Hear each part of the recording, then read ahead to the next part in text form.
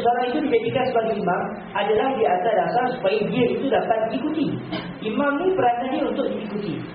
Bermakna kalau seseorang, kalau ikut zahir hadis ini, baik apa saja imam buat kita kena buat. Kalau kita masuk solat sama dengan imam, tiba-tiba imam rokok, kita Fatihah tak habis lagi, adakah kita kena rokok? Sedangkan Fatihah tak habis lagi. Berdasarkan dalil ini, maka kita kena rokok. Sebab imam kena rokok dan kita diminta untuk mengikut imam. Sedangkan hadis yang pertama mengatakan tidak ada solat bagi orang yang tidak membaca Fatihatul Kitab, tidak baca Fatihah. Jadi berlaku pertembungan di antara dua dalil secara zahirnya.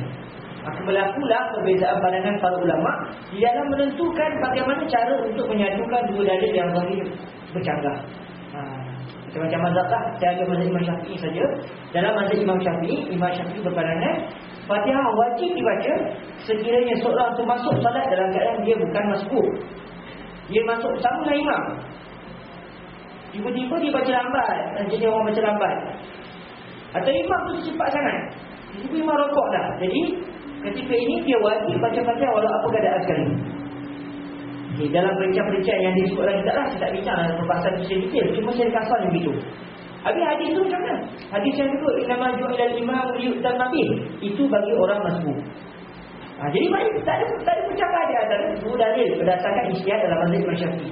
Hadis pertama untuk orang yang tidak masbuk, hadis yang kedua untuk orang masbuk. Imam, perbuatan imam kita kena ikut kalau kita masbuk. Sampai-sampai imam dah baca surah, kita baca Fatihah imam rokok, maka itu kita kena rokok. Kalau kita tak rokok sekali, disebut dalam kitab fiqh perincian-perincian, silap-silap kita boleh tak dapat rakaat tersebut lah.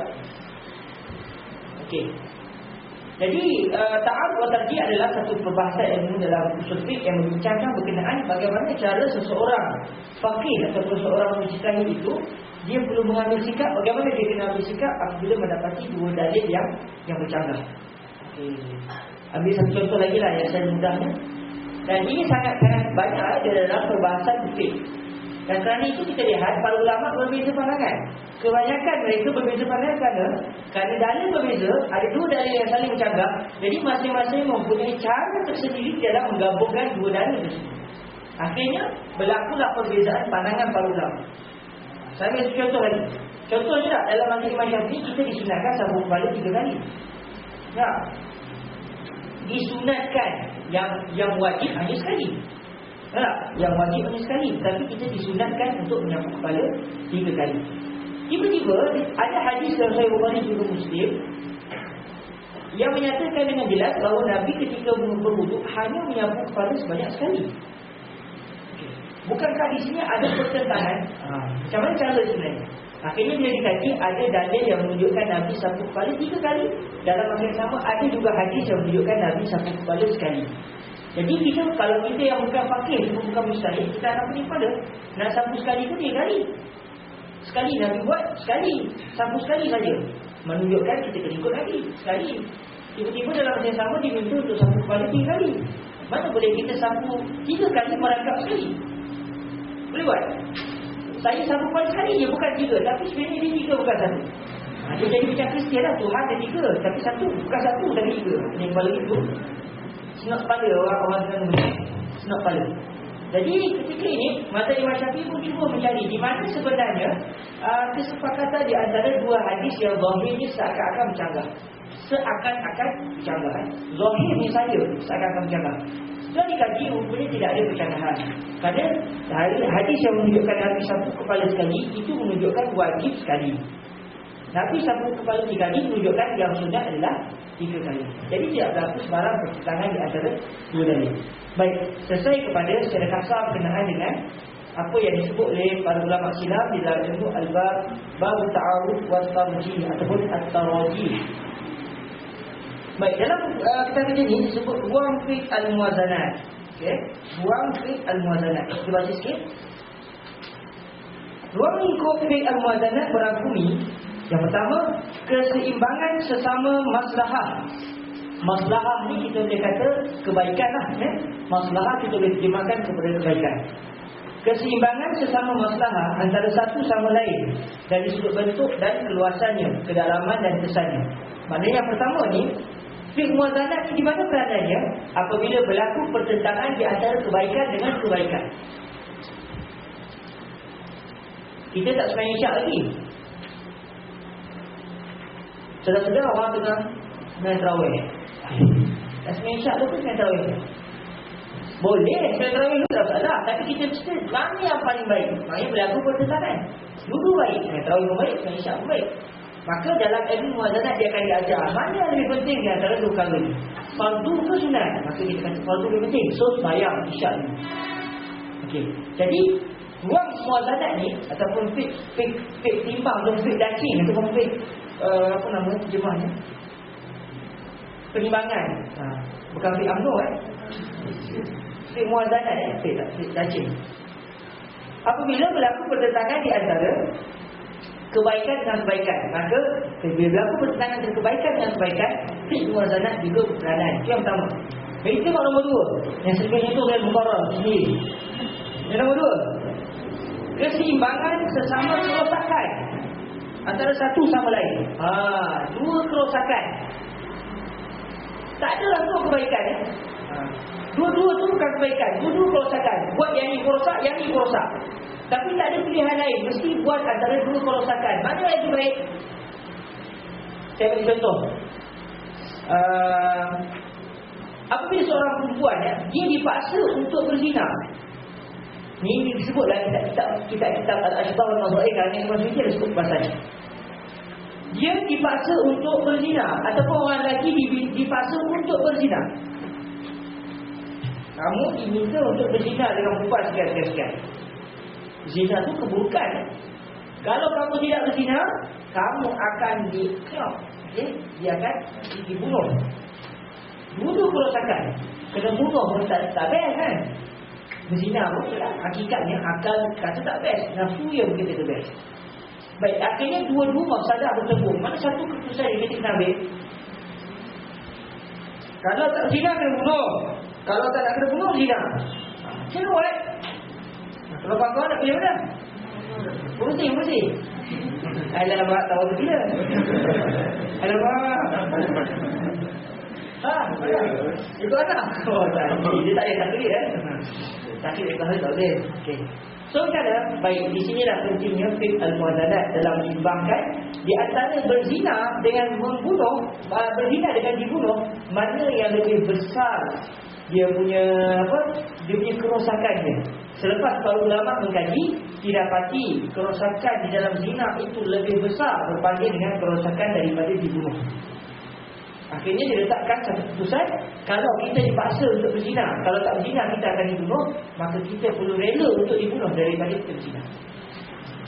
Mungkin kita fikir zina itu lebih ringan kan? Tapi para ulama syariah berbincang, zina itu lebih darar sangat besar. Walaupun kematian itu ialah mati kita seorang, tapi kalau zina, perempuan yang dizinai, anak yang akan lahir, nasab, sangat banyak masalah ni. Maka para ulama menyatakan tidak boleh berzina sekalipun diancam dengan ancaman bunuh. Sebab tu kalau ada orang beri fatwa, kalau perempuan tak ada kerja kan, cari kerja tak ada, zina dia sebagai untuk menyara kehidupan keluarga, boleh. Ini fatwa yang bercanggah dengan pandangan yang saya belajar. Allah Ta'ala, mungkin ada pandangan lain saya tak tahu.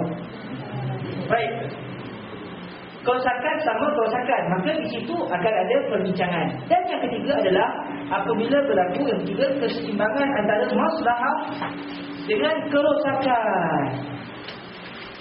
Pertentangan itu di antara kebaikan dan keburukan. Mula-mula tadi kebaikan dan keburukan ataupun kebaikan dan kebaikan. Dan yang ketiga adalah apabila berlaku pertentangan di antara kebaikan dan keburukan. Jadi tiga aspek ini adalah topik utama perbincangan al-muwazanah. Fiqhul muwazanah membincangkan bagaimana tindakan yang perlu untuk kita sama-sama ambil apabila berada dalam tiga skop ini. Sama ada pertentangan di antara kebaikan dengan kebaikan, mana satu kita nak buat. Kadang-kadang kita tak boleh pilih dulu, contoh. Ataupun keburukan dengan keburukan, ataupun pertentangan di antara kebaikan dengan keburukan. Maka di sinilah peranan fiqhul muwazanah. Baik, keperluan kepada dua jenis fiqh. Kita memerlukan kepada dua jenis fiqh, iaitu fiqh al-maqasid asy-syar'iyyah. Langkah terus fiqh al-waqi'.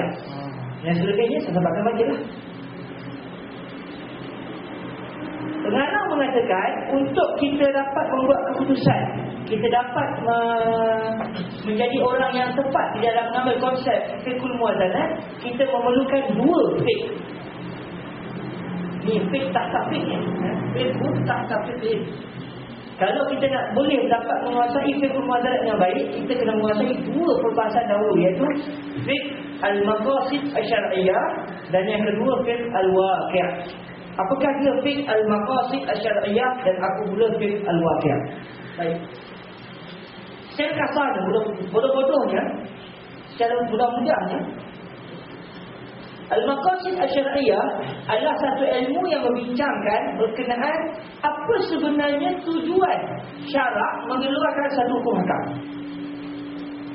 Satu ilmu, kalau kita ambil kisah usul fiqh, kita akan bincang pada tahun satu dan tahun 2 berkenaan dengan al-maqasid asy-syar'iyyah. Kalau ambil PhD tak dapat. Ilmu tu tak payah ajar secara luas. Bila dapat, bila kita ambil master. Jadi kena ambil master. Kalau tak ambil master, tak dapat. Kita pun nak ajar. Kena tahu kena ambil master. Itu dia syaratnya. Yang syarat dia begitu. Jadi al-maqasid asy-syar'iyyah adalah ilmu yang membincangkan berkenaan bagaimana ataupun apakah sebenarnya tujuan syarak terhadap sesuatu hukum. Kalau dikaji kan, yang ni boleh, yang ni tak boleh, ini halal, yang haram. Baik, di sebalik itu kenapa? Kenapa syarak mengatakan yang ni boleh, yang ni tak boleh, yang ni halal, yang haram? Kenapa? Maka ilmu al-maqasid al-syar'iyyah adalah ilmu yang mengkaji apakah sebenarnya al-maqasid. Maqsid iaitu niat, kehendak, tujuan. Kenapa syarak mengatakan yang boleh, yang tak boleh? Bukanlah Allah Ta'ala buat kerana ada benda. Allah buat adalah semata-mata kerana kita. Bukan Allah perlukan benda tu. Kalau Allah nak jadikan perbuatan yang baik diharamkan, itu hak Allah Ta'ala. Kalau Allah nak jadikan siapa yang sebenarnya banyak akan dimasukkan ke neraka, itu hak Allah. Neraka syurga, neraka Tuhan. Itu adalah hak Allah Subhanahu Wa Ta'ala. Tetapi kenapa kalau kita tengok dalam ibadat kita, semuanya benda-benda yang baik, tidak ada benda yang tidak baik, kerana untuk meraihkan masalah kita. Dengan kasih sayang Allah, Allah meraihkan masalah kita. Sedangkan Allah tidak wajib meraihkan masalah kita. Kita hamba dia. Ikut dia lah. Nak buat apa ke kita? Tak? Kalau orang kata, saya buat baik, kenapa saya diberikan balasan? Saya banyak semayang, tentu saya banyak juga masalah. Dia kena sedar diri dia adalah hamba. Kalau dia hamba, ikut dia. Ikut Allah Ta'ala sebagai Tuhan nak buat apa kepada hamba. Tetapi Allah SWT tidak menzalimi hamba-hamba. Dalam al-maqasid asy-syar'iyyah, saya keluarkan sikitlah dia punya clue ya. Dia akan bincangkan dua benda besar lah. Yang pertama dipanggil al-kulliyat al-khams. Al-kulliyat al-khams. 5 perkara asas besar, iaitu kalau dikaji syarak ni mengatakan ini halal, ini haram.